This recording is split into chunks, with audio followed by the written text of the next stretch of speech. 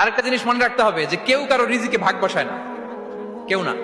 আমরা অনেকে মনে করি যে আমি ওকে দিলাম, ওকে খাওয়াইলাম, আমি বোধহয় খাওয়াইলাম। না, সে আপনারটা খায় নাই, সে তার রিজিকই খেয়েছে। আমাদের ঘরে আমাদের বন্ধু বান্ধব আসে অনেক সময়, আমাদের ঘরে অনেক সময় অতিথি আসে, তাদেরকে আমরা আপ্যায়ন করি, তাদেরকে খাওয়াই। আসলে সে আমারটা খায় না, সে কারটা খায়?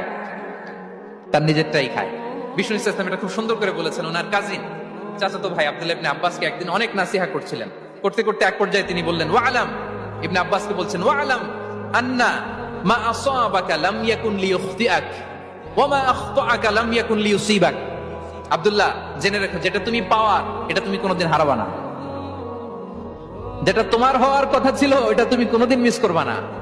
আর যেটা তুমি পাওয়ার কথা না, গোটা বিশ্বের সব শক্তিকে হাতের মুঠোয় আনলেও সেটার দেখা তুমি পাবে না, পাবে না। ওয়ালাম আন্নামা আসাবাকা লাম ইয়াকুন লিইখতিআক ওয়া মা আখতাআকা লাম ইয়াকুন লিইউসিবাক রুফিআতিল আকলাম ওয়া জাফফাতিস সুহুফ।